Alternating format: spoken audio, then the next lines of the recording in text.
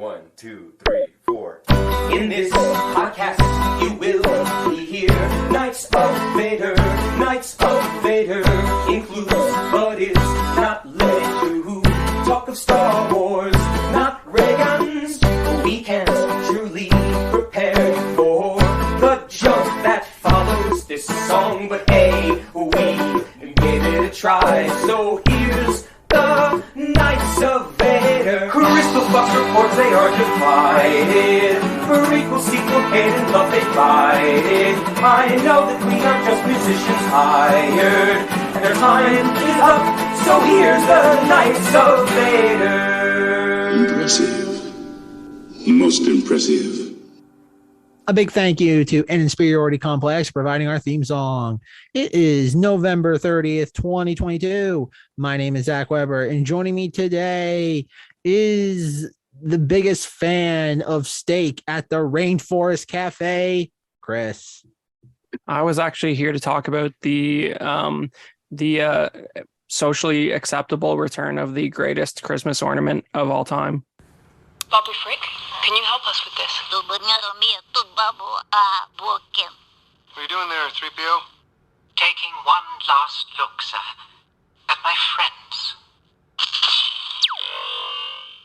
The Emperor's Wayfinder is in the Imperial Vault at Delta 36, transient 936, bearing 32, on a moon in the Endor system. From the southern shore, only this blade tells. That ornament is the Rise of Skywalker's greatest cultural contribution to the world.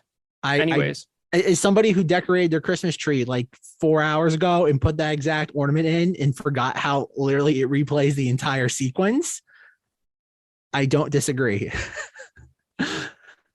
It almost makes me want to watch the movie, but then I think about it for 5 seconds longer. As somebody who watched the last 30 minutes today, please do. Oh God, Babu Frick. Are you excited for Babu Frick and the Mandalorian season 3? We're getting a whole family of Babus. Do you think it's actually like his extended family, or is it just the species? 6 to 1, half dozen the other. It depends. Like, do they all fix droids? Because then I would assume it's his family. It's an entire species of droid smiths. That makes sense. Nothing but the best from JJ and Chris Terrio. But no, we are not here to talk about Babu Frick. And do we know Babu's species? Like, I would imagine that's in the visual dictionary for the Rise of Skywalker, right? Like that has to be in there.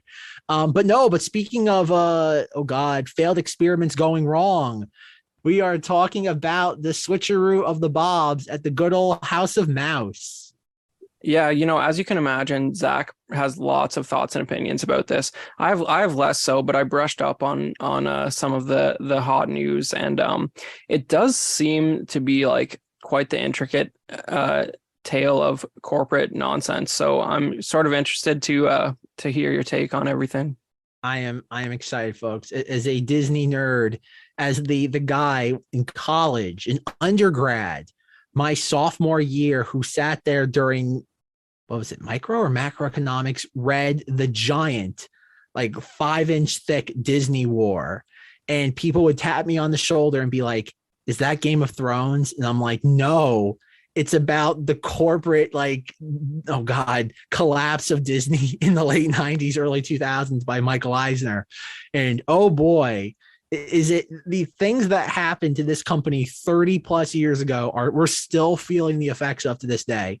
There's a fantastic Cinemati's episode where Rob and I, in one of the few instances where I go off on more like rants than Rob, we discussed the I think a 2009 documentary, Waking Sleeping Beauty, that documents the period right before the Disney Renaissance up until the release of The Lion King, and just explains a lot of just the corporate politics that happened during Disney during that time. And the Disney War book picks up more or less where that documentary ends. And what makes it so fascinating is that, because when that book was written, I think in 2005, like the Bob Iger tenure of Disney was just beginning. Like this is obviously well before Marvel, Lucasfilm, even Pixar. And it's like, well, only time will tell the legacy of Robert Iger as CEO of the Walt Disney Company. And 17 years later, man, like, oh God, like nobody could have predicted this. That pretty much Iger specifically ended his tenure at Disney on the highest note possible, 2019, between just countless billion-dollar films, whether it be, again, The Rise of Skywalker, Avengers Endgame, Frozen 2, Lord help us all, Captain Marvel was a billion-dollar film. The Dead Behind the Eyes Lion King movie, like just countless billion-dollar films that really, oh God, like pandemic or not, will never happen again, at least in the next 10 to 15 years. And to see him come back, like when this like news was breaking back during Thanksgiving weekend, again, a lot of the Star Wars theme park people that I follow on social media were cheering this. And I'm so glad that now that like we're roughly a week removed from that, I'm just like, and now people are cooling off, and it's like nothing, like outside of the theme parks not being severely neglected, nothing good is going to come of this. It's really as if nothing is going to change. I sent Chris some required reading videos, and a lot of this feels nefarious the more you dig into it. It feels as if there is a like 3 Mile Island level like incident that happened during the end of kind of the mid to end of November of this year at the Walt Disney Company. And that's their weird, oh God, what would you even call it? Fire extinguisher, Bob Iger, even though he's the person that kind of caused this very passively for the company to kind of low key implode. There's so much to unpack here. But Chris, obviously I am a nerd with a capital N in regards to the inner machinations of the Walt Disney Company. As a relative layman to all this, what is your take on it, at least in a nutshell? I think the abruptness and the lack of public-facing communication around Chapek's exit means that like something shady was definitely going on, but I don't know if I buy into the level of conspiracy theories that Zach was pushing on me before this recording. I think it's more to do with just general displeasure with the stock price and like, but it's just, I think maybe Chapek had, it's all speculation until, 5 minutes before this recording gets posted. But I think maybe he just had something that going on that would have been a bad news story, but isn't insanely nefarious. And they had to get him out because of that. And that should be breaking anytime now if that's real.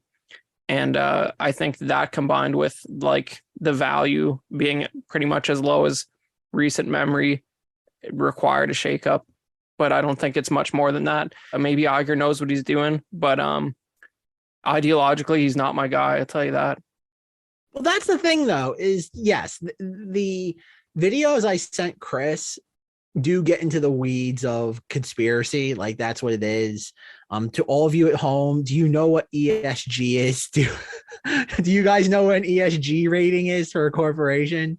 As soon as I heard that, like my brain, like the oh God, talk radio part of my brain just started to like, oh God, the endorphins were firing. I'm just like, yes. Well, yeah, yes, I mean, that was all connected.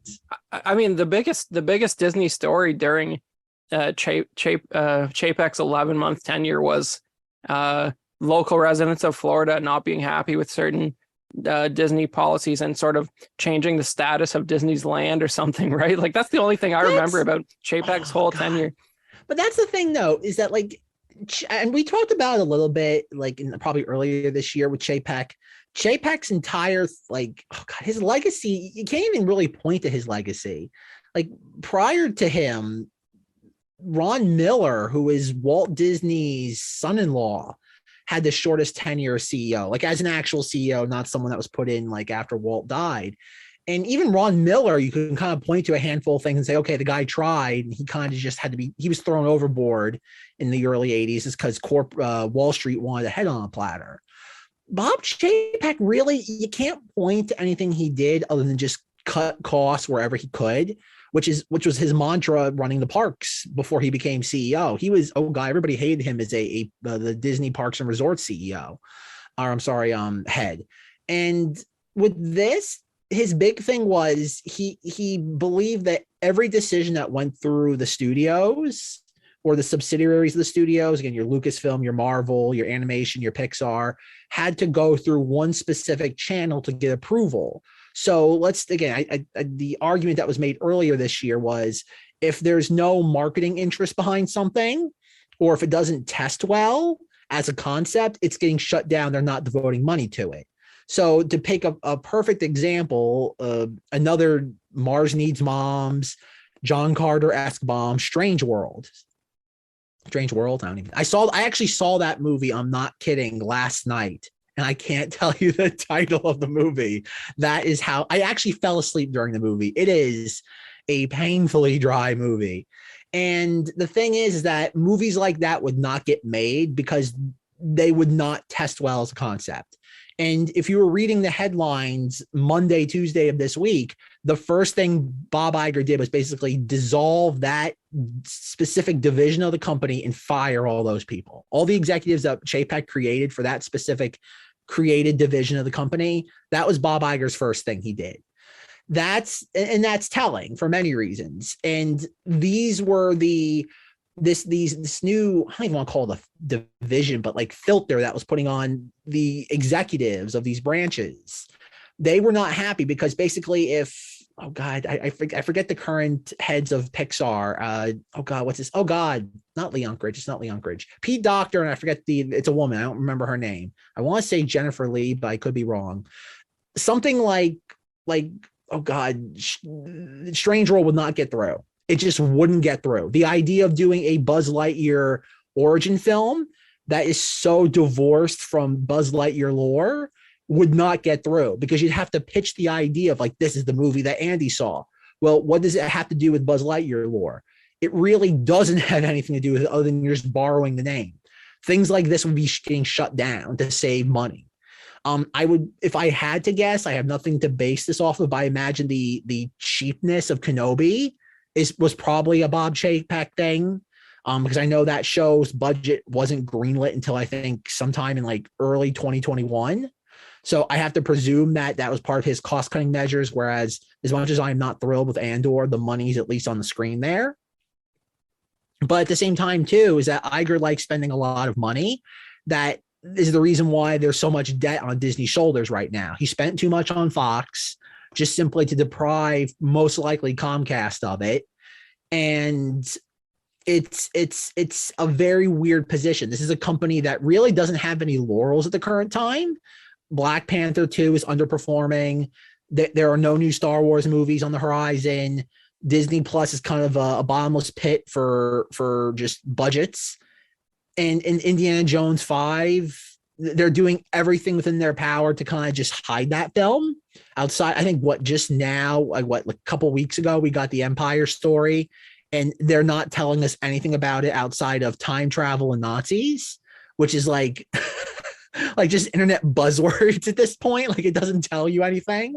Yeah. Well, there was Kathleen Kennedy gave an interview recently, I believe it was recent, saying like what she thought was wrong with Crystal Skull, which was just like, oh geez, that's a good way to hype Indy 5. Like, I don't know. I mean, there's semi-credible rumors that we could be like within a day or two of a trailer.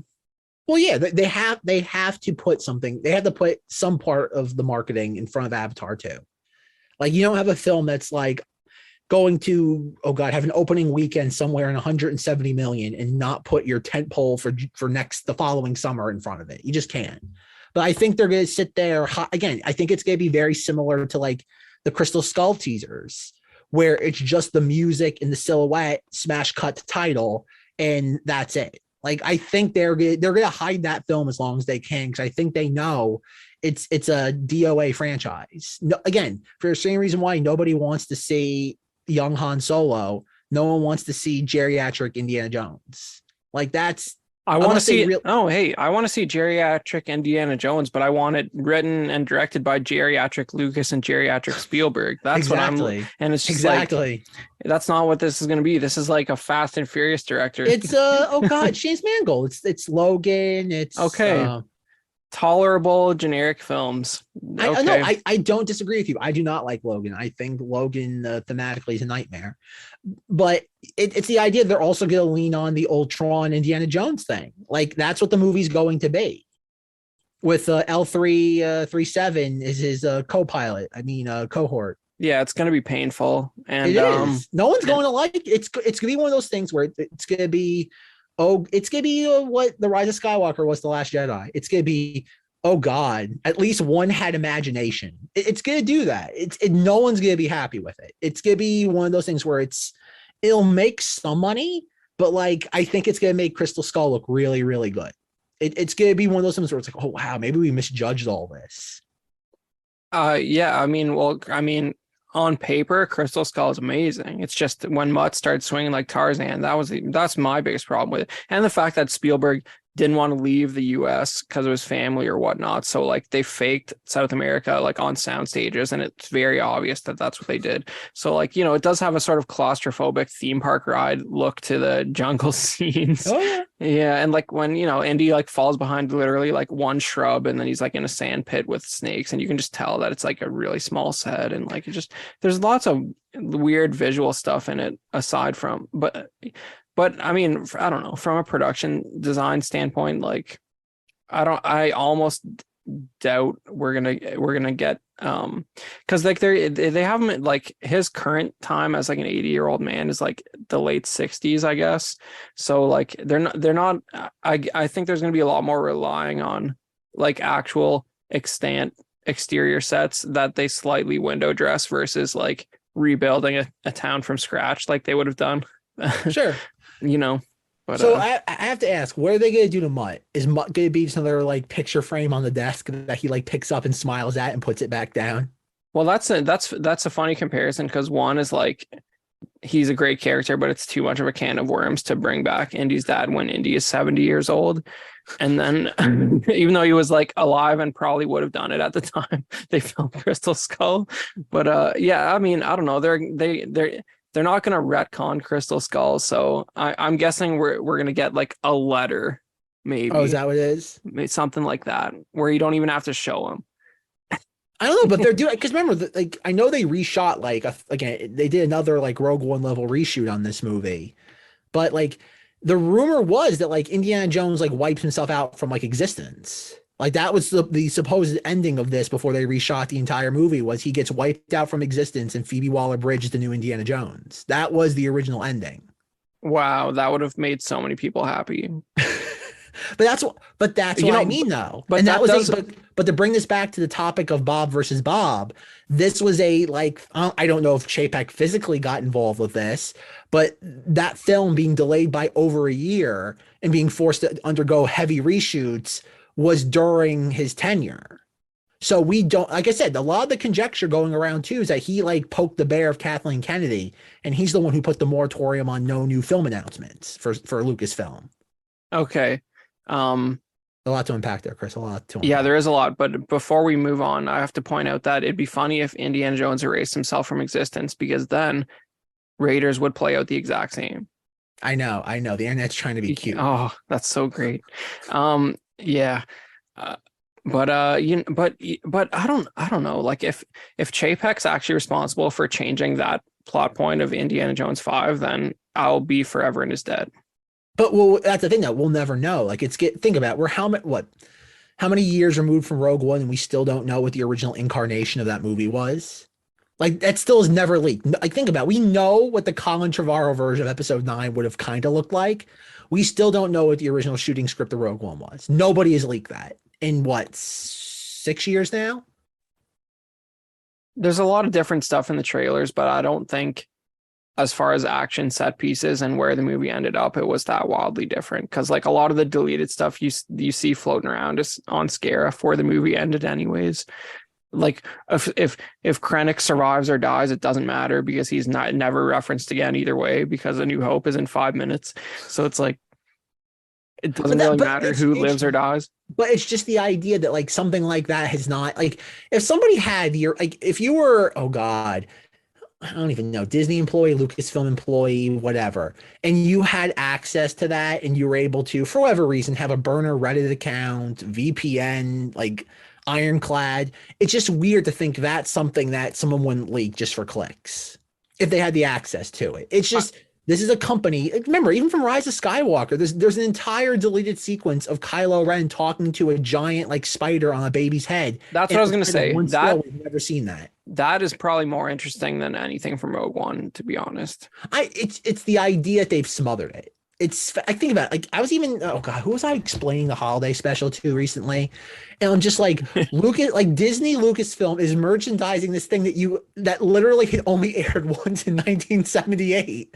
They are merchandising something that you cannot legitimately watch. But it is, and I watched a video of like some, those knuckleheads who like their whole YouTube channel is just we go to Disneyland. Like there's so many of these people, and it's just like you're cancer on the earth. But either way, I watched their video of them loitering in Galaxy's Edge for the entire like anniversary of the holiday special, and like there were people there like organizing events. They were selling like these red like Life Day robes and stuff, and like. First of all, Chewbacca was out, but they didn't make him wear a robe, which is like, first of all, like fire whoever made that decision. Because if Chewbacca had a red robe on, that would have been like pretty amazing. But everybody keeps honing in on the fact that they didn't put it on Disney Plus. But they're also like they know that it's uploaded 40 separate ways on YouTube. Like they know because they would copyright claim any other hour and a half Disney owned video on YouTube. They don't mind that it's up there. They don't want to put it on Disney Plus, but they know it's accessible at a like moment's notice to anyone on earth. So I don't think it's that crazy. No, but it's okay. I get it. Like they're able to, it's able to get exposure without them having to take any hits. Like I get that. It's clever. But the notion again stands. They are merchandising something that is not authorized by the company. It's like them selling Song of the South merchandise and being like, we can't release this movie. It's like, well, imagine buying a Brer Rabbit or an Uncle Remus like plush. It's bonkers when you boil it down. It's because even the scene of Chewbacca's dad watching Diane Carroll with VR goggles is to them much less problematic than Song of the South. Like there's nothing. Absolutely. I don't disagree with that. It's just funny to think that like this is something that only aired once and oh God, almost 50 years later, they're merchandising it for the first time. I guess even Lucas wasn't that audacious, but it's also more accessible than it's ever been. Like I remember when I first found out about the holiday special, and tolerate this, guys. The anniversary was like a couple weeks ago. Like just chill. But like what is it, 43 or 44? I forget. But it's not 44. One that we should be celebrating. Yeah, it's next one is going to be a big deal again. But it's like I found out about it in like maybe 2006, and like I had same. You couldn't just YouTube it. It was like you might find a tiny piece of it on YouTube, but like I think I had to use like a genuine like peer-to-peer like torrent thing to find it. Like I actually had to put in LimeWire. Chris had to download the old LimeWire machine. I had to put a slight amount of work in to get it, rather than just think it and now you can watch it. Like Siri will bring it up for you now. Like I said, I 100% agree with your point. It's just I find it mind-boggling that they're merchandising something that again, it goes back to the whole thesis of everything has to be signed off by a committee. How do you focus group something that like no one's allowed to watch? Like, can you imagine them just like showing this to a room full of mommy bloggers being like, here's Chewbacca, he's wearing some curtain drapes and he has a little crystal ball. The mommy blogger's like, oh, what movie is this from? And like whoever, like the executive that's running is just like, shh. They're like, what? Are you trying to say something? No, shh. Just swipe your credit card. Swipe your credit card, have Chewbacca and his family walk around with the curtain drapes. I'm willing to bet, and I'm not checking this. I'm going to make the claim without checking it. If you just Google the Star Wars holiday special, I'm confident that within the first 10 results will be an article on the official Star Wars site about it. All right, I'm gonna sit there, put that to the test in real time, because let me see. That's like, again, it's not this obscure thing as it was back in 2006, but it's still the idea though is that like, does anybody who's aware of the holiday special actually watch it from start to finish?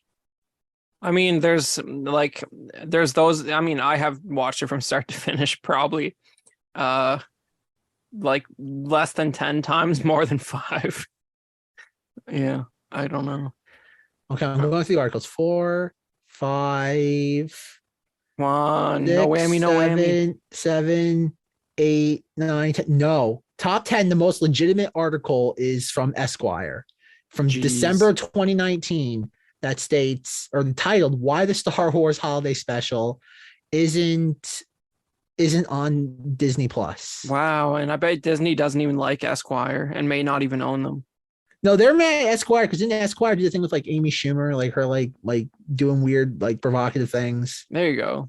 Yeah, okay. So wow, I was wrong. But there definitely is some article on the I don't doubt it. Like, because there's like Life Day alone is on it.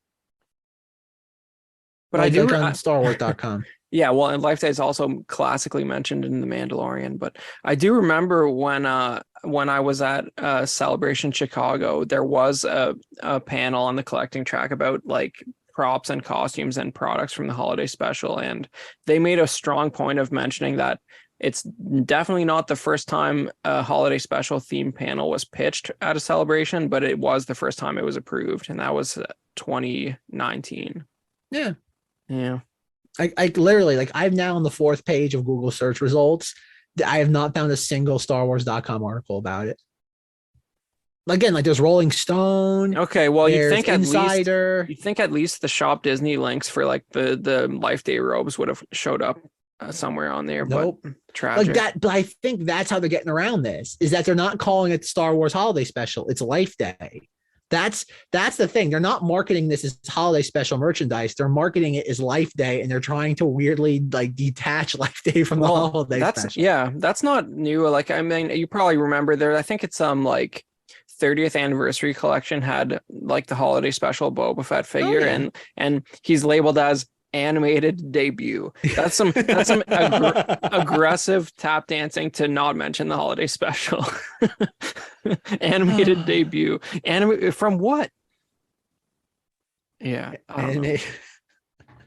Oh my god. It's insane. I guess we should be happy that, like, much like how Guardians of the Galaxy got a holiday special, I'm surprised. Again, I think we made this prediction a couple of years ago. I'm just surprised they haven't tried to like do another Star Wars holiday special. Like, or not even call it that, but just call it like Star Wars Life Day Extravaganza. I know it doesn't count, but the Lego one did actually have Chewbacca's whole family, and a step further, it used like the sound library of his family. So like somebody had to do like a little bit of work to make that like Chewbacca family sound library. And just because I have it handy, like this was this was a recent holiday special product from like a year or two ago that I was pretty jazzed about, like the Golden Books. Oh yeah, version of the cartoon. Insane. That's insane that exists. The fact that somebody in licensing signed off on that. Insane. Yeah, and it's still on Amazon for like $7. Like it's a good gag holiday gift out there, so you should buy it for your adult friends.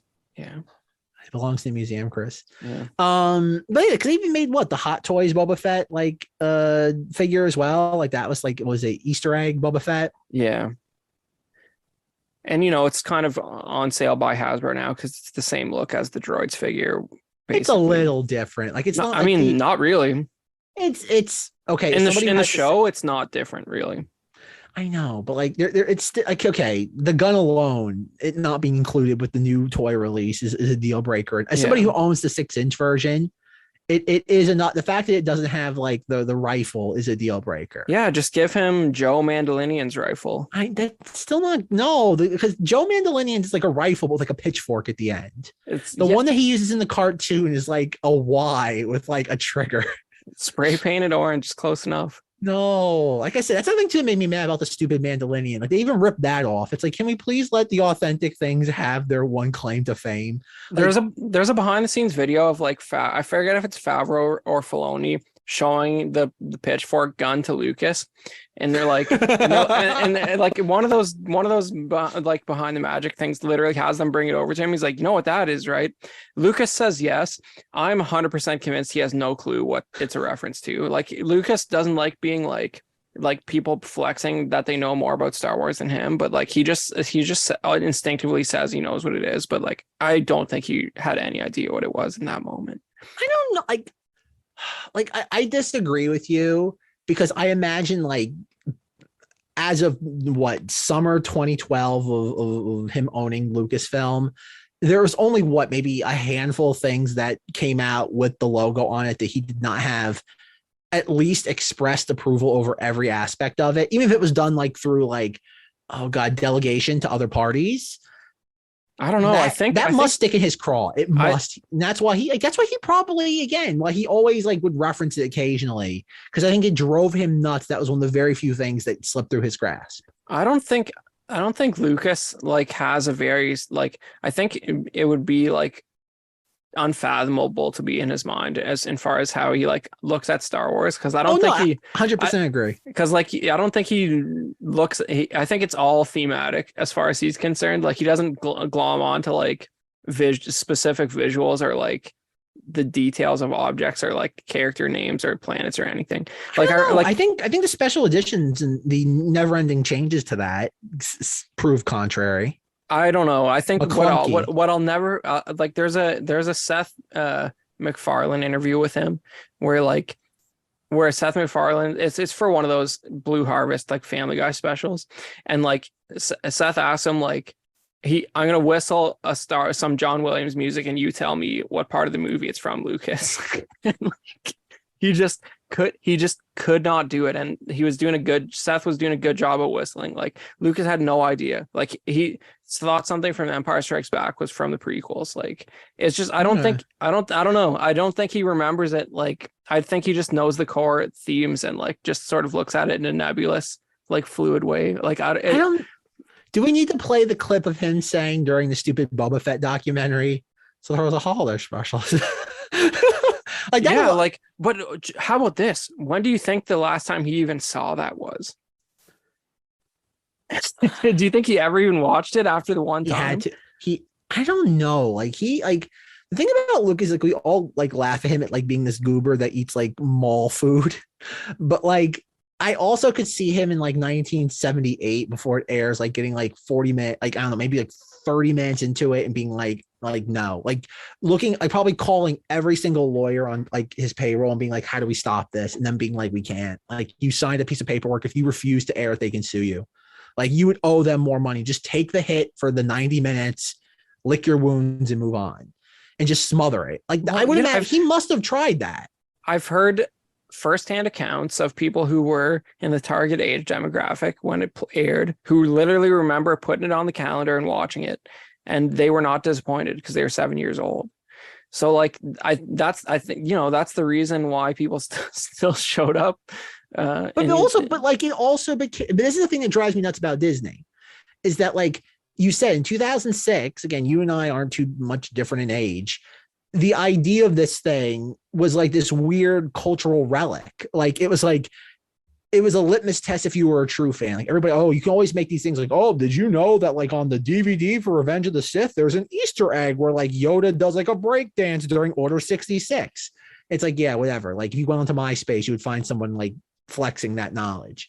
But like to sit through the holiday special, like to this day, as a Star Wars fan, is a level of endurance that most fans, like that's how you weed out your like carpetbaggers. Like if you've sat through the holiday special more than once, clearly you're endeared to it in some fashion, even if it's like self-torture.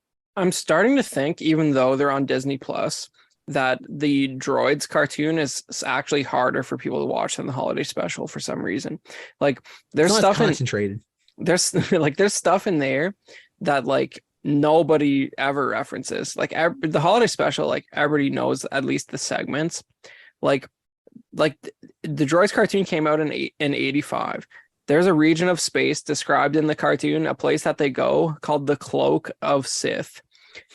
The first verbal mention of the word Sith, like in Star Wars, basically. And like, there's just a lot of weird stuff in there, like IG-88, like having conversations for one, which is just like very off-putting.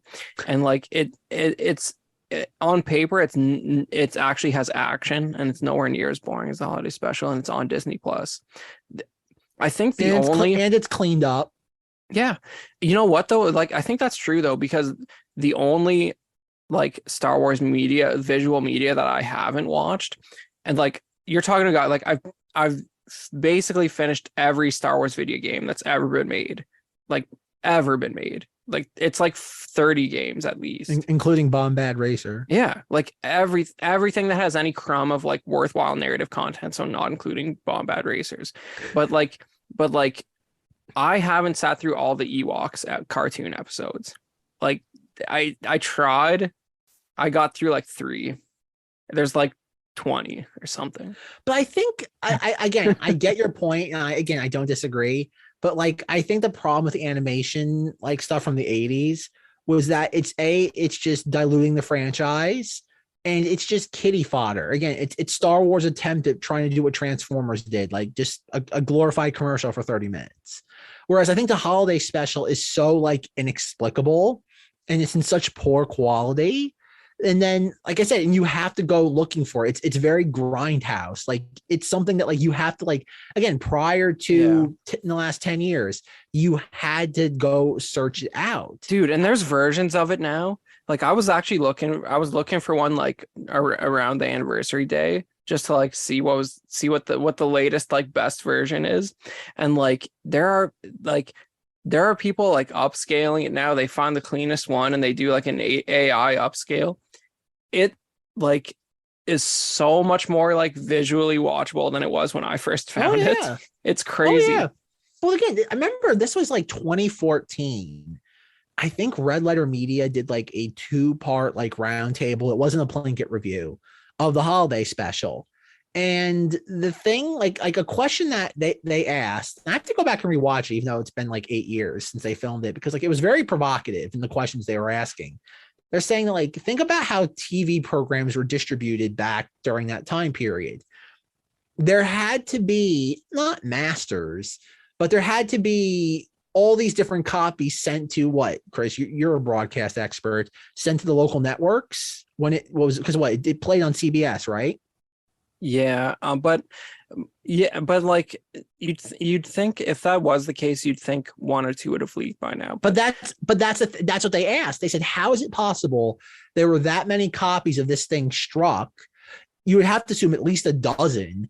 And this is before, again, Star Wars was insanely popular, but this is not the world we live in today, where like if one went missing, Lucasfilm / Disney would just drop the hammer on you. Like that's the thing. Like, there must be copies of this circulating that are just, everybody knows what they have, and they just it's like stolen art. It's seen in private collections and by appointment, but it's never, the people who have it cherish it as this weird sort of antiquity. Well, the thing is, it's like, even like, I'm not enough of a broadcasting expert to know like what format a master would have even been in at that time. Like, it wouldn't have been a VHS tape. It would be something better than that. But I don't. But I don't know. Take the story of Carrie Fisher saying like, oh, like I don't know, Lucas asked her to do something, and her request was she wanted like an original copy of the holiday special. Like, what form of media is that on? Like, when Luke, like, we don't know what era that was given to her, so like you would have to assume it's some form of consumer grade media. Like, and you wonder, maybe one of the rips from the mid 2000s came from the Carrie Fisher videotape. Honestly, I think there's like, and maybe if I can find the link, I'll put it in the Knights of Vader Facebook group. Go ahead and join over there if you haven't already. We've got a lot of new members over the last.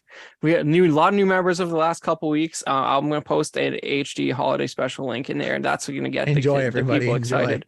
Yeah, but like, I was the one I was looking at, like it wasn't simply the result of like an AI upscale on like a terrible copy, like, because like that keeps all the grain and the distortion and everything. So like there's been some good ones found for sure. And then you add, because like, the upscaling can increase sharpness, but it can't add detail that's not there.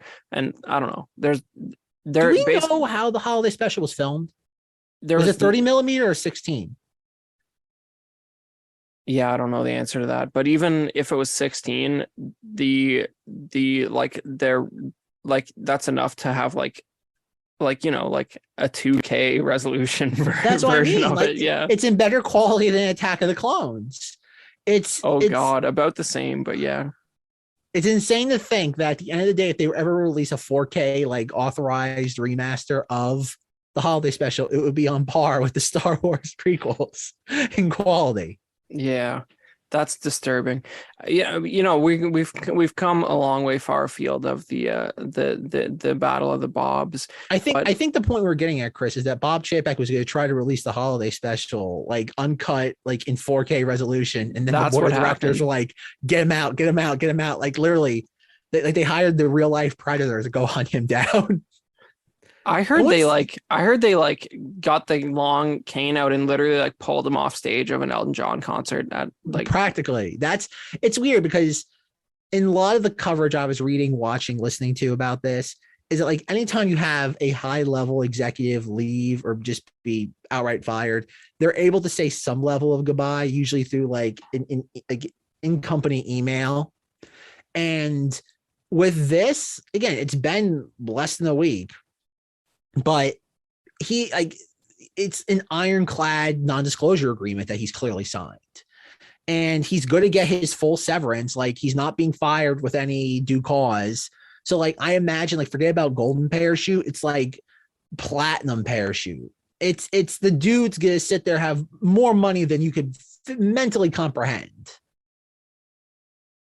All right. Well, I guess for our listeners, it's like, what do you think it means for Star Wars that Bob Iger is back? We're gonna have a bunch of stuff just thrown at the wall, hoping. Like I don't know. Like Bob Iger never knew how to handle Star Wars. But wasn't he not gone long enough for us to even like know what Bob Chapek would do with Star Wars? My conjecture on that is Bob Chapek Star Wars is Kenobi. It's cheap, just like Dollar Tree Star Wars. Just I don't care. Let's have it make money. What happens, happens. I think that is Bob Chapek Star Wars. Say what you will about the sequel trilogy. The money was on the screen. Okay. Well, Book of Boba Fett and Obi-Wan are definitely the worst Star Wars things that Disney has done. I like Book of Boba Fett. Like as time goes on, I kind of like Book of Boba Fett. It's goofy. It has Black Krrsantan, who's like low key the greatest Star Wars character that ever exists in physical media because he is a legit oh god, like punk rock Sasquatch just running around with like a rifle that is probably taller than most characters we've ever seen in Star Wars. I cannot forsake Book of Boba Fett solely for Black Krrsantan. Okay, but doesn't it feel like it's done by the same team as Obi-Wan almost? Like maybe you think the scripts are more fun, but like the sets and like the action direction are equally garbage in both. I disagree. At no point, Book of Boba Fett was goofy, but it also had that like Robert Rodriguez flair where I'm just like, oh look, this is the same guy who did like Spy Kids 3D Game Over. Like there's a charm to it, in my opinion. Obi-Wan Kenobi was sold as rematch of the century, and it was embarrassing. You know what the real genuinely embarrassing. You know what the real rematch of the century was? Boba Fett versus the Sarlacc pit. That was a better rematch than Obi-Wan versus Vader. Okay. This is one of those moments again. Like I remember arguing with Force Ghost Jim, being like during one of our many Attack of the Clones retrospectives, and being like, how can anybody who grew up in 1977 and heard Alec Guinness say or talk about the Clone Wars, and then in 2002 you see this massive battle happening? Like, how can you not at least, you might have to like it, but how do you not just be like, wow, we're finally seeing this? Watching Boba Fett literally throw a seismic charge down the Sarlacc and hearing it, like, how do you not like that? It's so like, I don't like it. You're a monster. I don't like it because maybe revoke your surrogate status while I'm not around. It caused that meme where everyone's like, Now Lando is the strongest character in the Star Wars saga because the Slave One couldn't escape the Sarlacc pit, but Lando managed to pull himself free. To be fair, Han did shoot like tendrils, like maybe he should have shot with a laser bolt first, then he could have escaped it. Yeah. But that's what I mean. But like, this is the thing this is what I don't understand about like people. I think people, again, this is again going back to philosophical Star Wars, is that Star Wars is meant to be pulpy. Like, it's the idea when Lucas had these ideas back in like the late 60s, early 70s. It was, what if I made a space fantasy film and took out all the boring parts?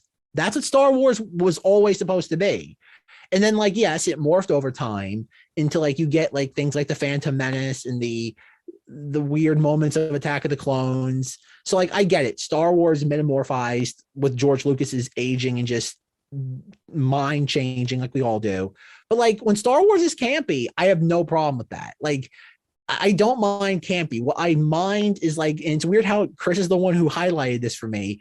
The episode 3 of Kenobi, where like he literally like is confronted by Vader and he just ducks behind like a pile of rubble that's like 4 feet high. Like, it's not embarrassing. It's not even he ducked behind the pile of rubble. It's like he exited the frame, therefore he ran away.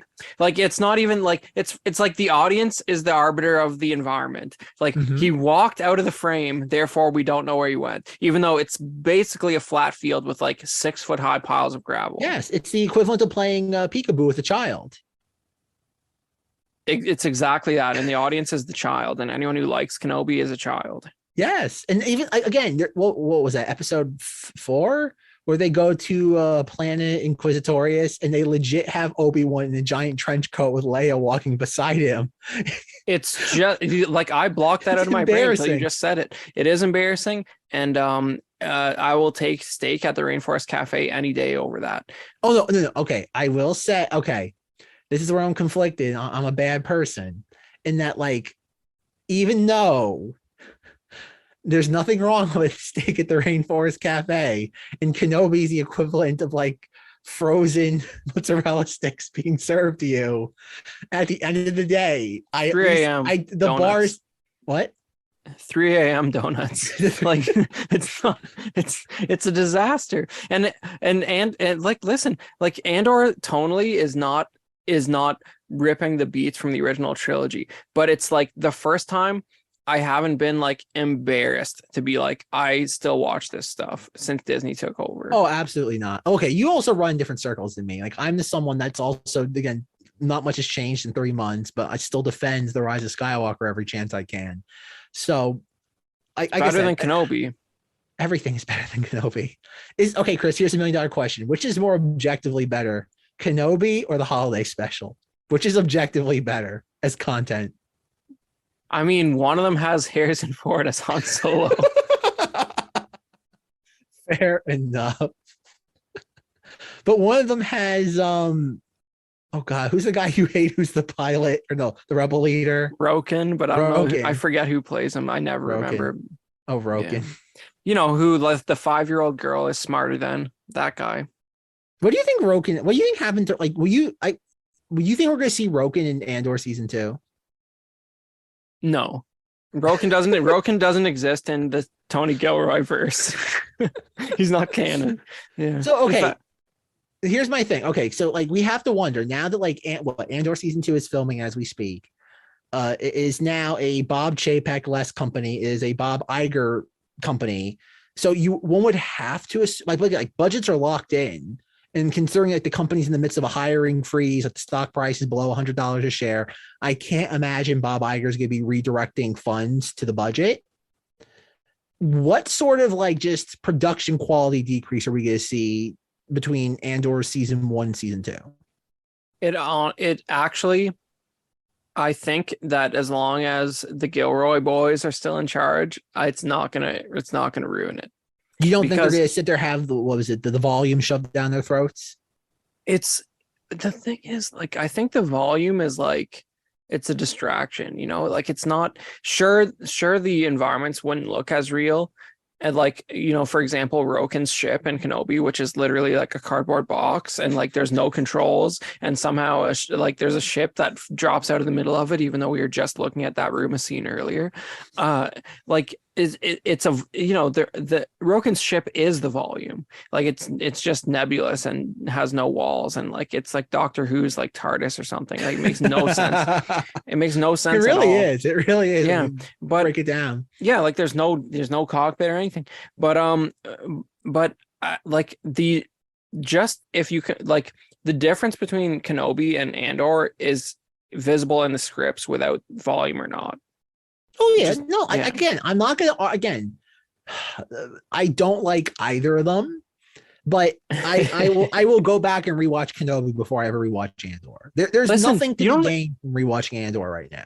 Well, I don't know about that. I'm probably going to do it, but I haven't yet. It's been one time each so far for me. Actually, well, I might have rewatched 1, 2, 3 before 4 came out, like again. But it's like, listen, I was so hard on the train of they haven't done anything right so far, and I don't even want to admit that they have done anything right so far. But I think this is good. I genuinely think it's good. It's crazy. So in your opinion, this is obviously the best Disney Plus thing they've done. I would put it on par with like the 25 minutes that are cut out of all 3 sequel trilogy movies that I like. Yeah. Like as far as like quality Star Wars content, there's probably 25 minutes out of all 3 sequel trilogy movies. But you liked Mandalorian season 1, right? Yeah, I think this is like I prefer this to Mandalorian season 1, but Mandalorian season 1 is fine. Like I said, again, it's not as where I would say is like I don't like Mandalorian season 1 for the many reasons that were discussed 3 years ago. Except chapter 2, of course. Yeah. Chapter 2 that's the only one I liked. Was chapter 2. Yeah, that's what I remember. It's good. Chapter 1, chapter 3 were a nightmare. Chapter 3 is a legit nightmare. Mandalorian season 1. That is a nightmare. Just an army of not Boba Fett's that's running around, which is going to be the entire season 3 of the man. Ironically, episode 3 of season 1 was an army of Boba Fett's. Season 3 of the Mandalorian is going to be an entire planet of not Boba Fett. You know what I mean? Around. Like I'm genuinely not excited for like Ahsoka or Mandalorian season 3. Like I'm not right now. I'm like, oh great. Like literally Tales of the Jedi made me mad at Ahsoka. Like I don't want any more Ahsoka content. You don't want space Jesus? I don't want any more space Ahsoka Jesus. I'm over it. Rosario Dawson has been negatively impacted by Space Baby Jesus Tales of the Jedi episode. I don't care about it anymore because of that. It bothers me, and Filoni's flying too close to the sun. He's got the hubris is out of control. Like this character is not important to the Star Wars saga, and he needs to like stop getting crazy with this. But it's his surrogate character. It's wrong, and it's messing up the scales of the whole universe. It's just not good. I don't like it. It depends on what they do with season 3 of The Mandalorian. Like if they do lean into the notion of like, okay, Thrawn is our big bad of all this, it depends. We could actually get the Thrawn we've wanted to see for 30 plus years. Like if that's the end game of all this, then again, it depends on the execution. Because again, they still have not told us who they've cast as Thrawn.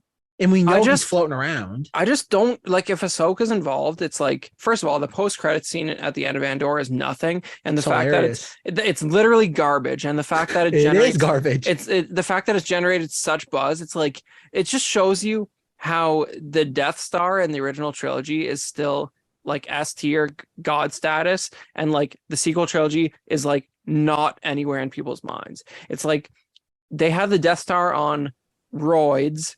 And no one remembers it, even though you had a POV of the people being evaporated by the blast, and no one. It was the Hosnian system. Yeah, well, they wanted you to. JJ wanted you to think it was Coruscant because he's like, you see, you prequel jerks, we're evaporating you.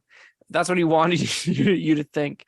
But no one remembers that. We're not doing the behind the scenes story of Starkiller Base, which would be a bunch of nonsense. That's okay, but that's gonna show up too at some point. Like, yeah, I don't. The fact that it's Ilum, because oh god, the Jedi Fallen Order is still falling. Yeah, you're not gonna get that's Ilum. You're not gonna get an after credits scene of Ilum. You know why? Because like Joe popcorn munching person knows what the Death Star is and doesn't know what Ilum is, and it doesn't. Would you be surprised?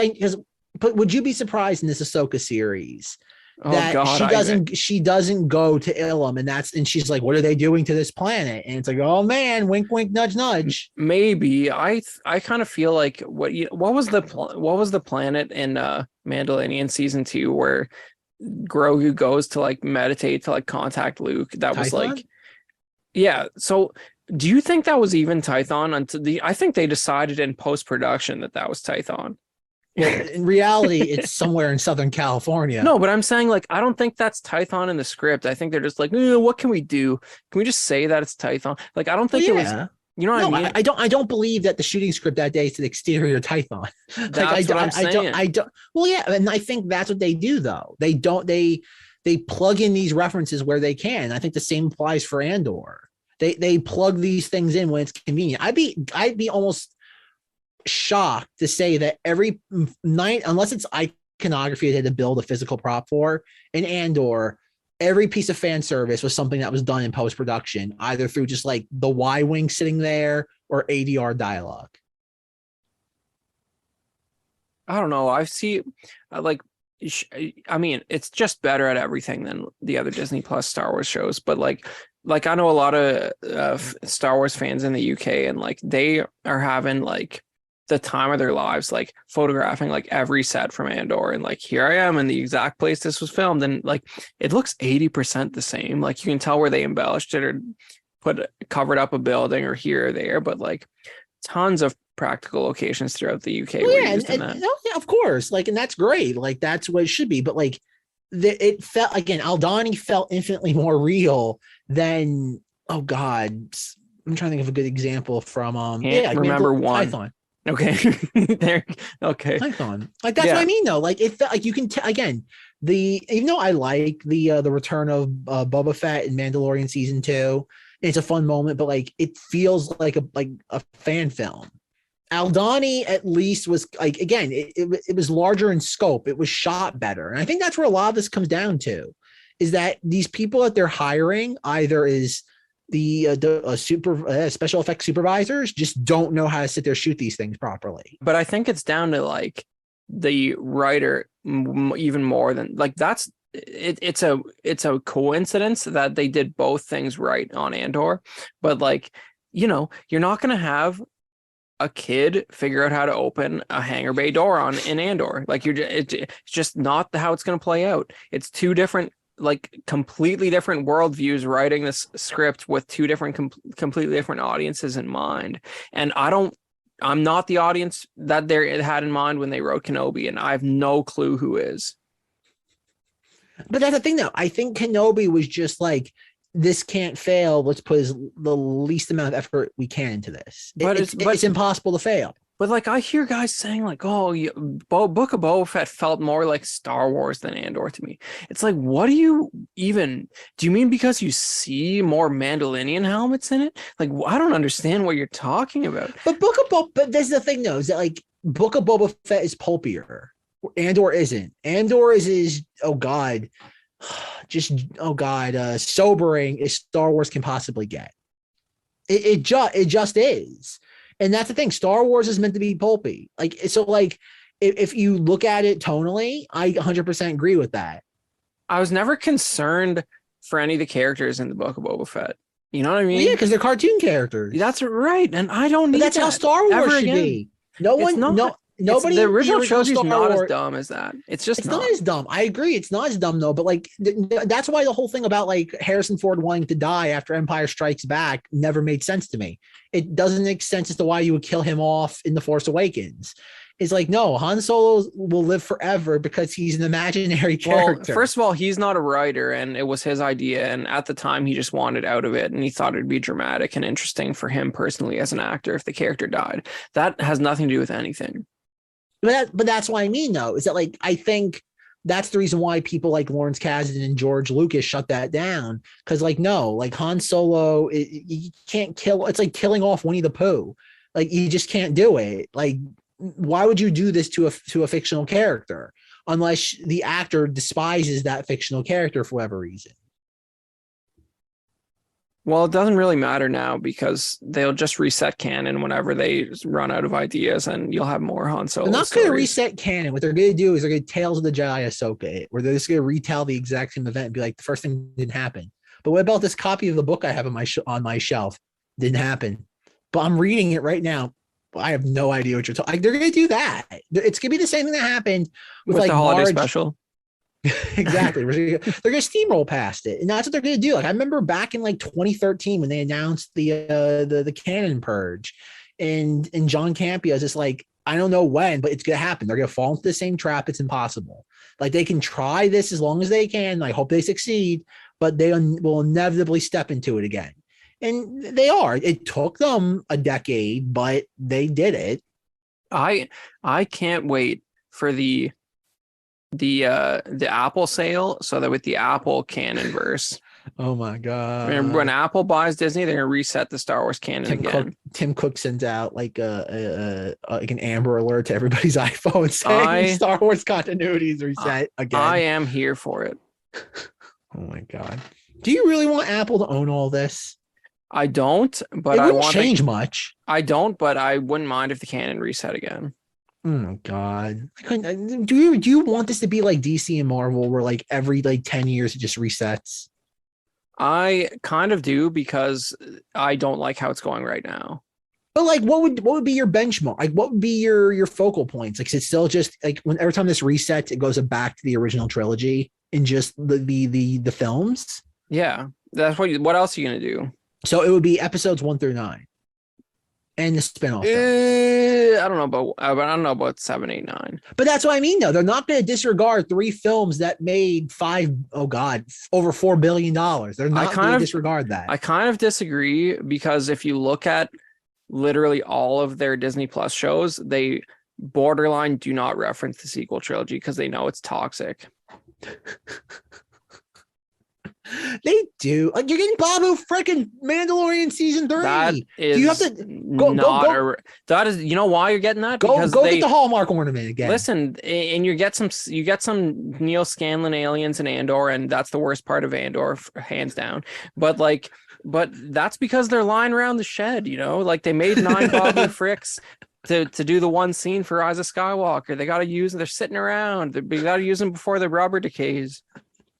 Oh my god, I don't think so. Like again, even oh my god, what was it? The end of. I think so, because the yellow, there's an orange Rodian in Solo, and you see the same orange Rodian because they literally have one, and you see him in like Mandalorian season 2, like right after the Solo movie. Like it's like they didn't make a green Rodian. Neil Scanlan has one Rodian mask, and it's orange, and it shows up like 3 times in different properties. It's crazy. I don't think they're disregarding the sequel trilogy. I think it's going they're not contradicting it, but they're purposely not referencing it at all. Because it had its time. The same reason why that the prequels. Even think about 2007 and 8. We didn't really talk about, like, yes, you had the Clone Wars, but it didn't really. The Clone Wars highlighted what was popular about the prequels, not the dry stuff. Like, yes, you had your episodes with Padme in the Senate, but they were few and far in between the first couple seasons. Do you think Lucas was deeply responding to criticism of the prequels? I'm not sure I do. I think he did. Like, again, you look at Phantom Menace to Attack of the Clones, he clearly, again, the fact that there's no Jar Jar, and on top of the fact that he leaned so much into just action, that he knew, like I said, Lucas, it broke Lucas's heart what basically happened to him from like 99 to like 2010. Like, again, Chris, I have to ask you, this is getting very philosophical. It has nothing to do with well, maybe it does have to do stuff with Disney, but like, do you think it was Red Letter Media that was the straw that broke the camel's back with Lucas? Do you think he watched that and that just broke his heart? I think it was a bunch of stuff like I think the People versus George Lucas might have been even more impactful than Red Letter Media. Okay, but that's the thing. This is all in the same time. Like, this is all within the span of like a year. Yeah, I mean, he was watching it because on the Crystal Skull set, he was wearing a Han Shot First t-shirt. So, he was watching it. But I don't like, But I think he's directly commented on it in interviews too. Like, so it's not a secret that he was like sort of observing all that. But you have good moments since then where like when you see like a sold out 20th anniversary episode 1 panel in Chicago, and Lucas had a little clip for it, like, because they told him like thousands of people are in a room celebrating episode 1, and like, what I mean, like I think he's lived long enough to realize that those movies are better than anything Disney is doing right now. Well, of course, his psyche self-defenses will tell him that, whether he consciously believes it or not. But no, but again, like I remember when The People versus George Lucas came out. I think I have a copy of that somewhere. And like at least the last 5 minutes of that documentary, even though there's a lot of straw man arguments throughout it, at least end with like all the subjects being like, I disagree with his decisions for the last 15 years. I still respect the man's artistic genius. Whereas like Red Letter Media's thing all throughout is you should have nothing but sheer contempt for this person. This person ruined everything you love and like. Yeah, it's like, it's like the South Park episode about Crystal Skull. Like I can't even say anything more about it. But like The People versus George Lucas is genuinely embarrassing and juvenile if you watch it now. Like it's just like those guys didn't have a clue what they were talking about. It's the same people who don't like Andor because it doesn't parrot the story beats of the original trilogy. It's like it doesn't have to be the exact same thing over and over again into infinity. Like it doesn't have to rhyme every single time. Like the original trilogy still exists, and it's almost like a constantly active force in the pop culture landscape. Like it doesn't have to be remade. Like it exists and it's a viable thing, and it's just always going to exist. You don't have to remake it. I have to ask, in your circles, do they like Andor, or I swear it's literally like a 50-50 split. They'll really? Like half the people are like, I watched 1 or 2 and stopped watching it. It blows my mind. I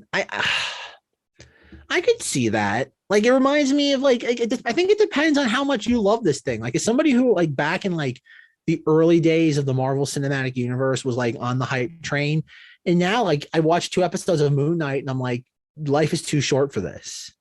I feel that way before watching 1. I agree. But that's the thing though. I think again it's another instance of just there's obviously the thing of brand saturation. Star Wars is not unique anymore. It's a problem that's been discussed to death the last decade of just it's a one horse in a stable of many. And it's been relegated to a second-rate medium, which again, going back to the Bob Iger versus Chapek, I don't know. I honestly it's gonna be again, obviously Bob Iger is not going to announce anything until like the absolute earliest, probably March of next year. So I don't know. I think there's going to be a lot of bad news. Like, and obviously the storm clouds are on the horizon. I think it's inevitable that the Halcyon Galactic Star Cruiser is closed. I think that will definitely happen next year. Amazing. It has to close. It's a money eater. Or they're going to redress it for some other reason. But or they could just like drop the price like 2/3 since it's already built and see what that does. They have to recoup their cost. They can do that. But they're already not doing that though. But I think I don't know. I could see them only doing it on weekends. It's not going to be a 7-day-a-week thing. I could see it being like Friday, Saturdays, and Sundays only. I could see them doing that. But then if that's the case, isn't the space more valuable as something else? But that's what I mean though, until they figure out what to do with it. Like it's and like, have you ever seen like videos of that entire building? It's like, not since launch week. LOL. No one's been there since. No one's been there since then. It's crazy. Oh my god! It's like the Simpsons gag about Euro Disneyland. It's like the one guy sitting the front of the Frenchman at the gate. Hello, does anybody want to come in? My children need a wine. It's again. I think Star Wars is like everything else in the Disney stable is going to be in for some rough times next year. Because outside of Ahsoka and Mandalorian and Bad Batch, is Acolyte supposed to debut next year? Or is that 2024? I honestly I don't know. I all I know about Acolyte is that it started filming like 2 weeks ago or something. Yeah. Again, it's High Republic stuff. I don't know. I think Star Wars with Bob Iger in charge again. I would imagine sometime next year they will announce a new movie, but I think it's gonna be it has to be locked and loaded. I would say because again, there's gonna be no D23 next year. If we don't get a movie announcement or even rumors of one by like the end of August, I don't think we're getting a movie until the absolute earliest, like 2026 or 2027. I just don't like think about it. If you want to look about big announcements for Star Wars or big seismic events, it's Mandalorian season 3, Ahsoka, and Jedi Fallen Order 2 still falling. Like those are your 3 big moments, and I think they're all happening in the first half of next year. There's nothing planned for the latter half of 2023. Dude, like I don't look at it that way, man. Andor was good enough that like was like that was 12 episodes. Like if that was the only thing we got since Disney bought Star Wars, like I would feel way better about it than I do right now. But are you okay? With that being said, are you going down the path of Force Ghost Jim of being like, I don't care, something's like, I don't care, just give me something decent? And it's literally, I don't care if I get one crumb every 12 years. Dude, 12 episodes is more than you would have got in 6 years during the Lucas era.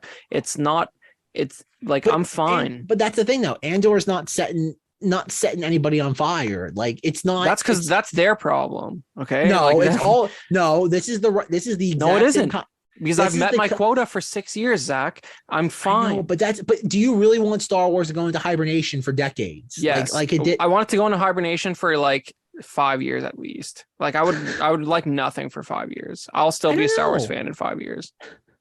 I don't know, but that's not the same Hollywood that we live in. This is not the same world where Lucas from 1985 to 1999 can just sit on the IP and then it comes back with a huge burst. I know. Don't live in that world anymore. I know. That was a better time. It's a shame. I don't know. I don't. Again, it goes back to what I said during the box office stuff for the postmortem for Rise of Skywalker. If they did we might actually. If they did that, we might actually get a decent 1 or 2 video games. That'd be crazy. I don't know. Like in the video games is another problem. The fact that the only Star Wars video game on the horizon that actually will be released being Jedi Fallen Order 2 is bonkers. No new updates on the Knights of the Old Republic redo. No new updates on, what was it, Eclipse? Everything. There's literally no good news. Knights of the Old Republic being canceled is like the best news since Andor being good. They didn't cancel it. It's just it's in dead. Purgatory. It's in purgatory. Listen, but the thing is, if it was anything other than a HD upscale, which we all know it wasn't, it would be an embarrassment and you don't like the script of that game, the story of that game was so perfect that it's insulting that you would even redo the audio dialogue. Like you guys are nuts if you think you'll like lightning. This is an Empire Strikes Back level lightning strike. You're not going to do better. You really should have just upscaled it. It's preposterous that you thought you could improve it. As somebody who has no intentions of ever playing that game on that generation of console, respectfully disagree. Let's recast the same lead actress, but it's 20 years later. Just that idea alone is like, could you guys like stop whatever drugs you're taking? I don't know, man. I would have bought a copy of it. Okay, listen, you won't play the one that won every Game of the Year award possible, but you will buy the new one. Yes, because I want to play in the current generation that we're in. You're part of the problem, Zach. If they put an upscale of it, I would have bought that too. They do. It's on iPhone, and you can get the real one on iPhone. Jesus. Now who's the villain here? Oh God. So Chris, where do you think any of this Star Wars is going? Like is there in your very, very pessimistic opinion, is there any good news for 2023 for Star Wars? That Andor season 2 started filming before they canceled it. They can't cancel. There's only one more season left to go. They could cancel. Listen, I hear there's less media buzz about it than there was for the book of Boba Fett. Like so many people who just have no clue what life is don't like this show. It's crazy. It's just like it's like the amount of apathy I see towards it, and it's like we've just been getting such garbage for so long, and you're going to be apathetic towards this. It's so mind bending to me. It doesn't it's a chewy steak because it doesn't copy the story beats that like the original trilogy, like Hero's Journey, is not Star Wars. Like it's those three movies. It's like you don't, like I'm saying, you don't need to remake them. You want to experience that story, you watch that story. They're still good. This is just something else that happens to be compelling and happens to treat its characters like real people, unlike the Obi-Wan show. I like my Star Wars with fun. I'm sorry if that's no longer a prerequisite going forward. I don't know. I will say I did have fun.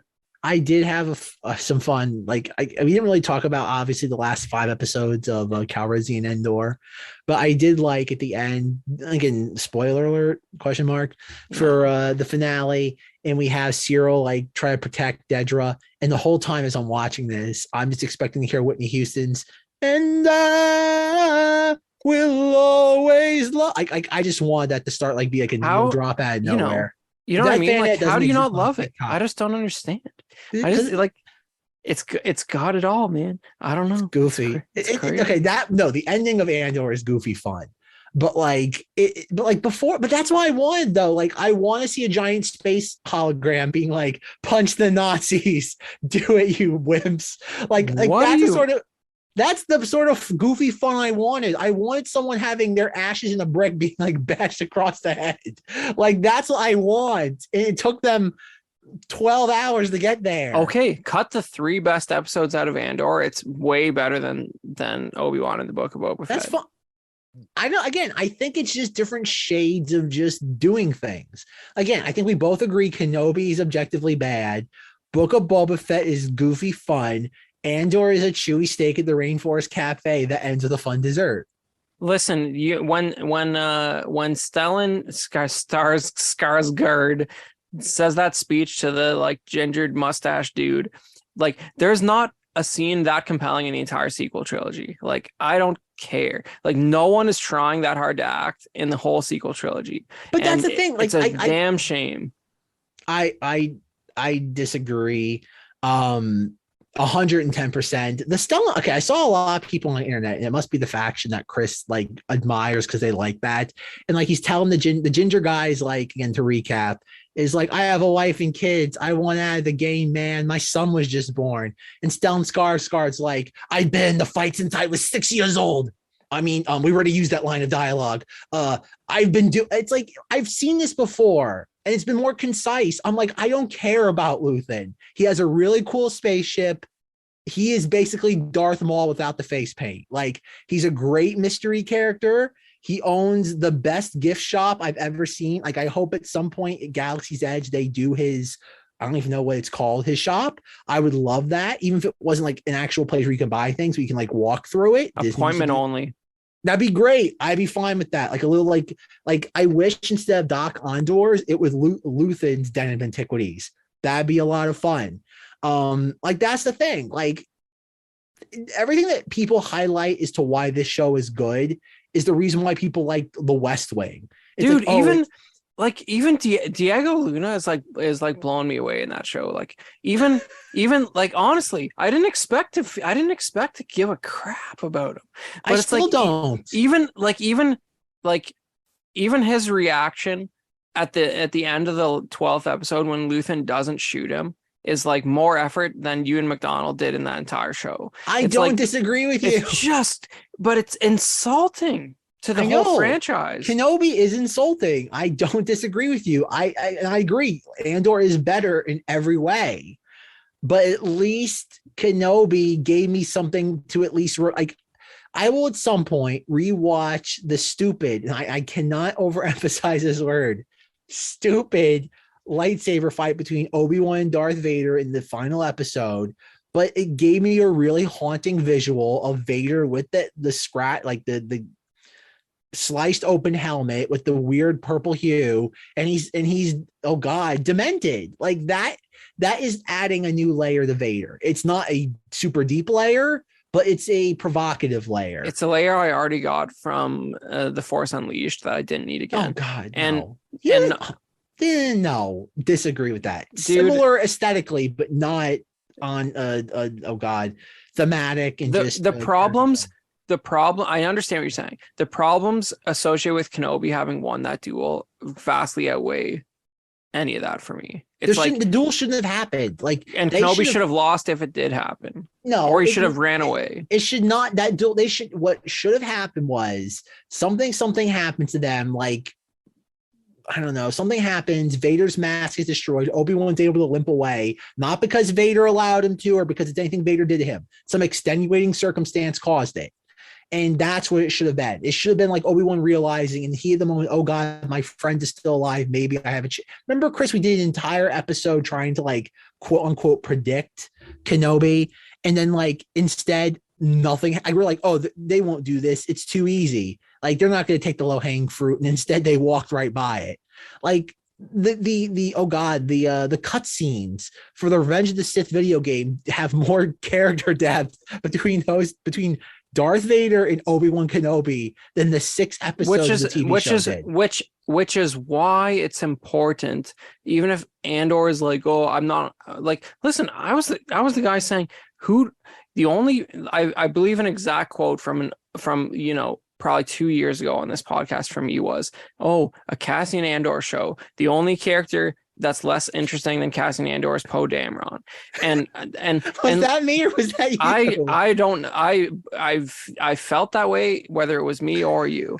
And great quote. Listen, like it's just like, it's the handling, and it's the handling that I wanted from everything else. And if you don't point that out, no one's going to notice it, because you can't rely on the general populace to observe these things. Obviously, I've said it numerous times. Quality wise, I have nothing against Andor. I just don't care. It's just not what I want, and that's the thing. Like, and don't get me wrong. If I had to choose between Andor and Kenobi, I want neither at that point. Right, but at least I can hold my nose for Kenobi. But it's the crime of this creative team at Disney that Andor was handled that way and Kenobi was not. Like, this is the same. What universe do we live in where Kenobi was not handled in this way? What would it have been? But also, Kenobi had like a promising writer attached, and they fired him during the pandemic. So like, we don't know what led to that. Yeah. Well, at least we can look forward to Apple owning Disney and Lucasfilm. Think of all the great Knights of the Old Republic games we'll have on iOS. So many great iOS Knights and they'll pre-download to your phone without you even wanting them. Even better, just like a YouTube album, right? Oh my exactly. God. Oh my God, oh my God, that's the thing. Like, I'm trying to think, even Star Wars book wise, like I still have to I'm still trying to finish Dooku Jedi Lost.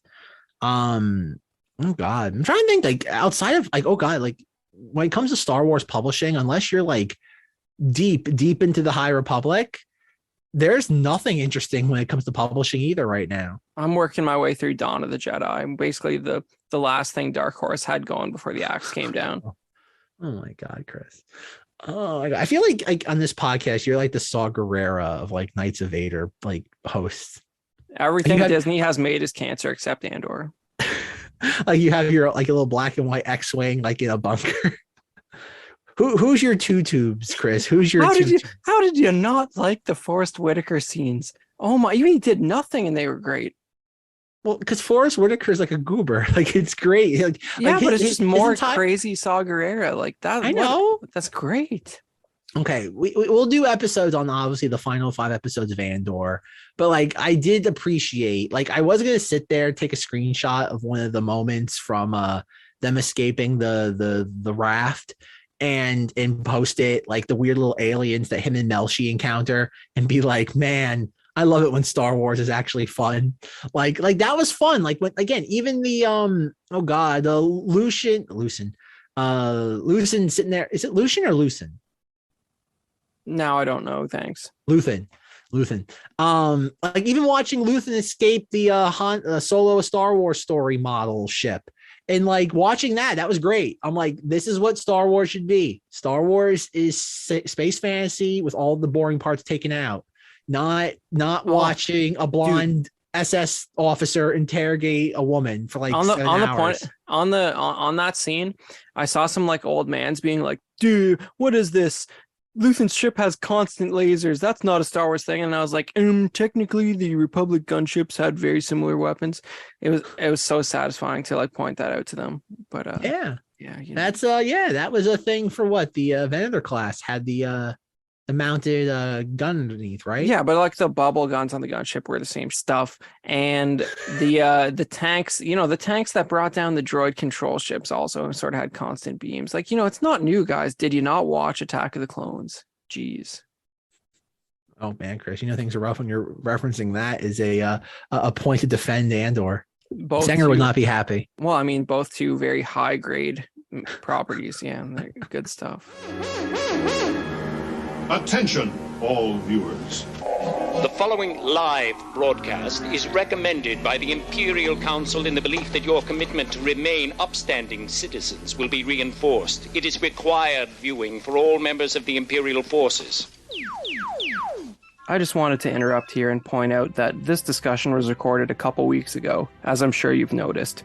It's almost Christmas time, and I thought this episode needed a little bit of holiday cheer before we put it out.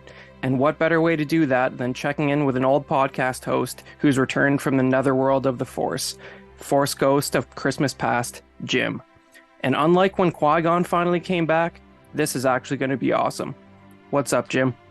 Hey, everybody. How are you doing, Chris? I'm doing good. I got my eggnog here. I got Christmas lights up. How's everything going in the Force Ghost household this time of year? You know what? It's kind of crazy, but it's good. Getting ready for the holidays just like everybody else. Yeah, cool, man. And living the dream. Awesome. So it's been a while since we checked in with Jim. So I just to affirm that I'm right about most things. What's your take on Andor so far, Jim? What did you think of that season 1 of Andor? You know what? I thought Andor started out slow, and I stuck with it, and then it got good. It was more character driven than anything else. Okay, but you did make it to the end, right?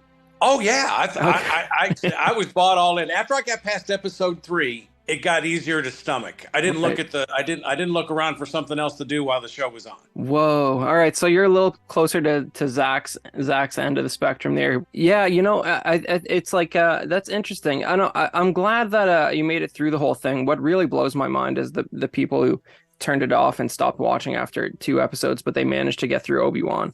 Obi-Wan seemed forced. It seemed a square peg in the round hole. Yeah. I felt there were things that weren't needed in that at all. And then there was other things. I'm like, more of that. But yeah, Andor got really good after the 3. I bought into the characters, and it had a good feel to it. I enjoyed it. Once I got past the 3 episodes, it was a little bit of a slog. Interesting. I didn't expect to like it either, but I was delighted to be proven wrong. I totally understand that some people think it takes a little while to get going, but I think the way they handle the subject matter on that show is pretty unique as far as the Disney shows have been, and it just seems like they're taking it more seriously, and I could do with them doing a little more of that. It was more adult. It wasn't like trying to generate something that absolutely everybody could possibly like, no matter who you were. You know, they had certain things they wanted to do with it. And, I enjoyed the characters. I enjoyed the themes. And I'm real interested in seeing, because, we got complex characters. We got a lot going on, like with Mon Mothma. There's a lot going on with her. She's playing all sorts of games, and games are being played on her. A lot of players in that mess. And, I like Luthen. He's the anti-hero if there ever was one. Right. We also got a release date for the premiere of Mandalorian season 3, so I'm guessing that's a little more up your alley. I think that's March. You know what? I liked Mando. I did like Mando. It's fun watch. I had bigger hopes for Boba Fett. I really did. But you know what? It's kind of like Star Trek: The Motion Picture. Not a very good movie, but they needed something to reintroduce the characters to. And now the characters are reintroduced. They can go do anything with them. But I'm looking forward to Mando 3. That will be good. And the nice thing is that one has crossed over into other people liking Star Wars besides just Star Wars fans. Yeah. My girlfriend Alice actually likes Mando. She's not a Star Wars person at all, but she likes Mando. Yeah, there's something accessible about it. So if you remember the Knights of Vader Facebook group, you probably know that Jim is he's not only a 501st guy, but lately he's also a droid builder. Actually, it's probably how long have you been working on that R2 unit, Jim? Let's see. I started in 18, got pissed at it, put it up for a year, and the only reason I'm back building it again is Alice, my girlfriend, walked by and goes, "What's that?" I go, "That's an R2." And she goes, "Well, what is it?" And I told her, and she goes, "Why aren't you doing it?" And I said, "Okay, I'll start doing it again." But yeah, I started in 2019. Adam Savage says the average R2 build is 6 years to 20 years. He says that's a good average window. I'm glad you brought up that Adam Savage quote. I think I saw that episode of Tested, and yeah, he, like, you know, as long as you're under 15 years by completion, you're not at the end of the spectrum there. That's cool. The best way to describe building this R2 is it's a puzzle, but you have to build the puzzle pieces, but no one gave you a map how to build the puzzle pieces. But at the end of it, all the puzzle pieces have to fit together, and you have to have a completed puzzle that tells a story. And that's the best way to describe it, because I'm in let's say I'm in it, well, golly, almost 3+ years now. Mine's a wooden frame, aluminum skins. I've 3D printed a lot of the body, greebly stuff. The legs are wood, the dome, to get everything to go together and work. It's generally one step forward, 2 steps back, and I'm not the brightest guy in the world, so I have to compartmentalize this thing. Like one day I'll only work on legs, and one day I'll only work on the body. But it's come along. Made a new friend named Trevor. He's addressed and helped me work through fitting the foot drives in the foot shells. You wouldn't think that would be a big deal, but we've had to 3D print the foot shells at 105%, and then we've been trying to shoehorn the drive motors in this R2, and I'm building an R2 KT version, and so basically we're in the stretch of it right now, to where R2 is. I think I posted in the group that has it standing on its own foot shells, and the next thing is to put the drives in the foot shells, and then I'm lucky here in Kansas City, I have a R2 builder group here, and a gentleman named Kevin is going to wire all the electronics for me.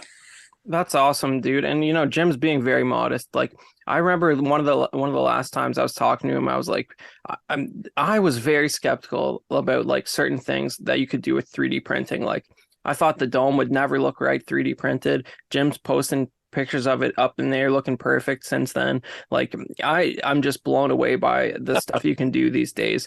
It's and when he says R2 KT, it's pretty much an R2, but the panels are pink instead of blue, right? Right. She KT, if you go, guys, everybody can research R2 KT's history, origin story, and it's a great story. It goes back to the 501st founder's daughter.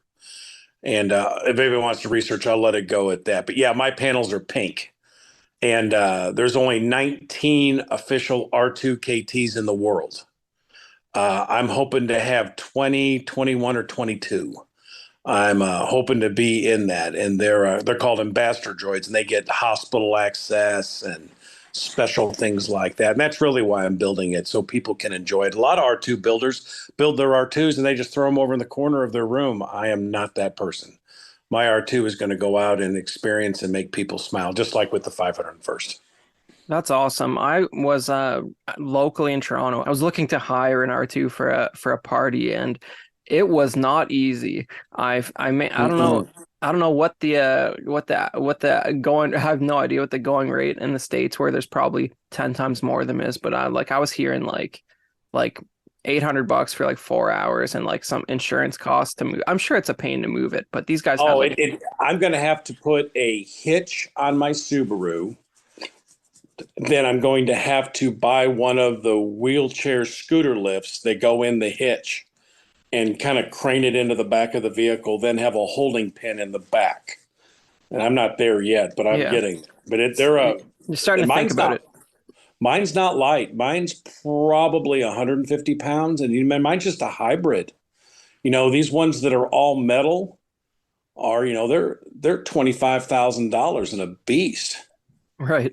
It makes sense. It's starting to make sense to me why I was priced out of having one come to this party. But yeah, if I was local, we'd have our 2K team. You could do whatever you wanted. Yeah, man. Well, I it's interesting because like there might be like a Canada droid builders group, but they don't seem to have like a big social media presence, and it's an insular group, I guess. And most R2 builders build their droid for themselves. And I thought to myself, like Adam Savage said, this is a happiness machine.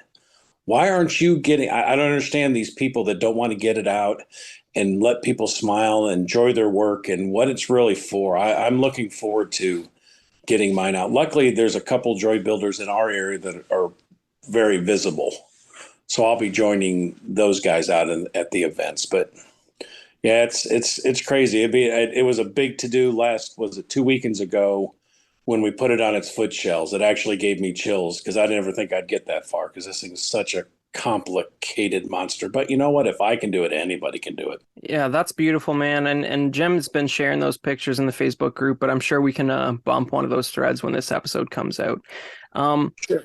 I just wanted to check in with you and add a little bit more of a contemporary clip to this episode because we've been slacking a little bit on editing, so it's getting a few weeks old. So I just wanted to check in and see how things were going.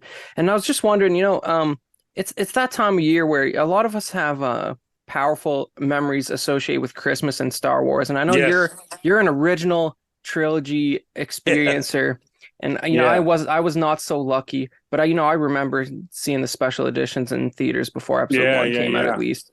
So I'm just wondering, for me, it's stuff like getting a Power of the Force 2 AT-AT on Christmas morning with its big hideous green box. But I don't know, what are some of your early Christmas Star Wars related memories, Jim? Well, let's see here. I really remember Empire Strikes Back. I got the Hoth Planet playset and the Tauntaun. Nice. And I got the Darth Vader's Super Star Destroyer, which is really a misnomer because it was nothing more than a big piece of plastic. But those I've heard it referred to as a gravy boat. Yeah, that's what it is. I mean, it's. But you know what? At the time I had it, it was great. But those, I really remember that. I don't remember A New Hope stuff too much. I remember getting the little figures. I remember those real well.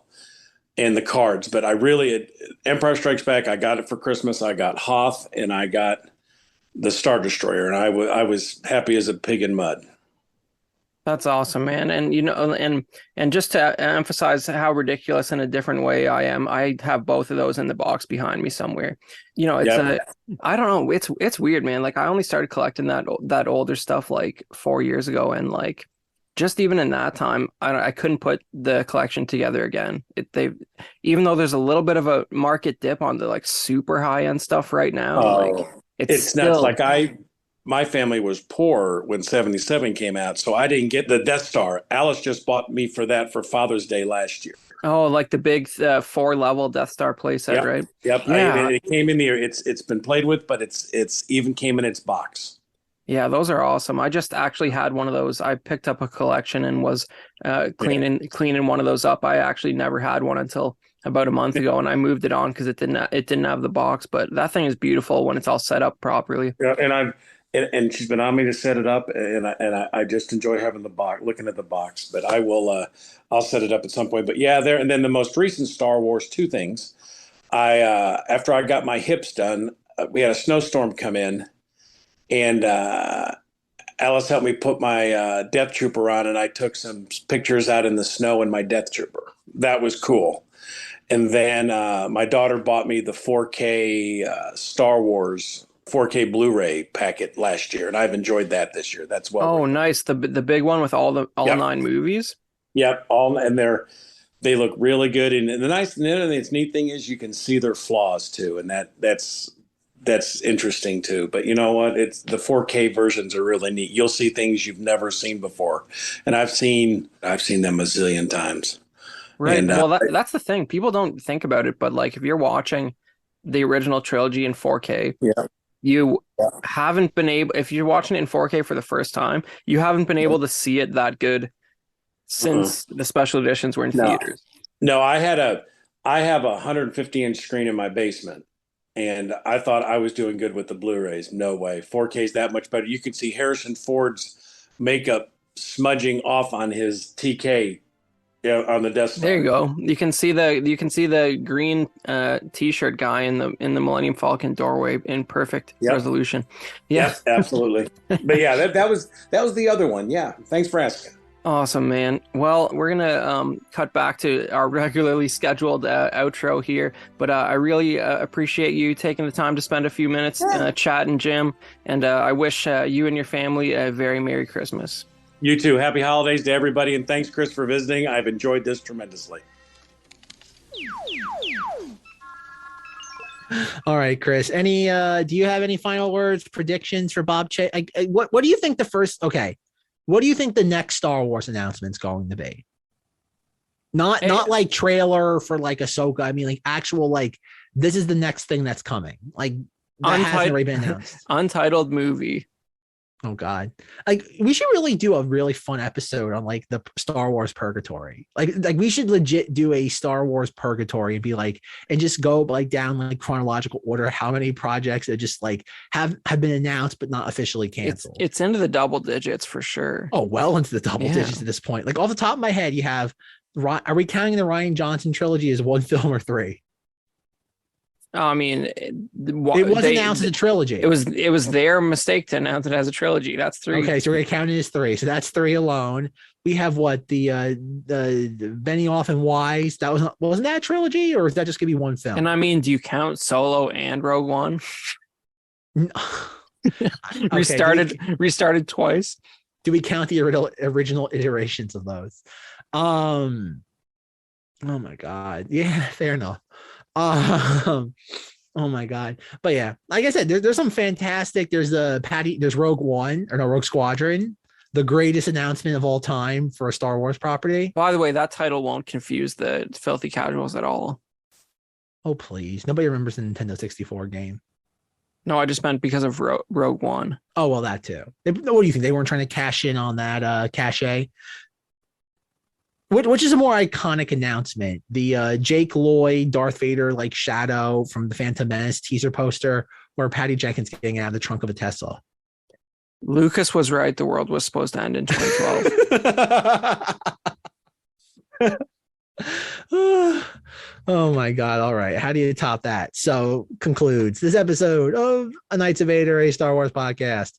Check out the Facebook group. Type in Knights of Vader in the Facebook and you will find Chris and I there waiting for you. Chris with a delicious Rainforest Cafe steak that he will defend as to why it's so dry and chewy. Find us on Instagram where Chris will post pictures telling you how the dry, chewy steak is delicious. If you like what you hear, please rate, review, subscribe to us on iTunes. Also, please rate us on Spotify. Every 5-star review helps. Thank you to An Insperiority Complex for providing our theme song. Check out the show notes to hear more from them. For questions, comments, concerns, or snide remarks, you can contact me, Zack, in the Facebook group, on Twitter @Cinemodities. Fingers crossed with Elon Musk promising ? Amnesty for all banned accounts that I might get my original account back. So I don't have to piggyback off the Cinemodities one that I've been using for the last 4 years. So I'm excited about that. Chris, when you are not debating the merits of Calrissian Endor, what are you up to? Well, I mean, if you really want to engage with me in a comedic fashion, like Zach said, you should probably join the Knights of Vader Facebook group. But you can also find me at Chris Porteous on Instagram, and you can follow at KOV Podcast on Instagram as well. Yeah, I should say too that like thanks to Chris, we have a new logo. I don't think we've officially talked about the new logo. Kind of weird to do that at the end of the discussion, but yeah, new logo. Who dis? First new logo got since like July 2018, except for the occasional holiday ones I'll put up for Thanksgiving, Christmas, 4th of July, the important holidays. So, but yeah, thank you to Chris for that. It's nice to have a new logo and one that Chris did 99.9% outside of hearing my criticisms of it for like 3 months. It was a process. Indeed, it was so much process. Just telling Chris after every single iteration, I want it more zoomed out. What do you mean? I want it further zoomed out like this? No. Zoomed out and just going back and forth in Facebook Messenger for weeks at a time. Is this good enough? No, Chris, it needs to be more zoomed out. And he's like, I can't do it anymore without losing the point of the image. It was the equivalent of if Rob was doing the intro. I kept telling him, make it more fun.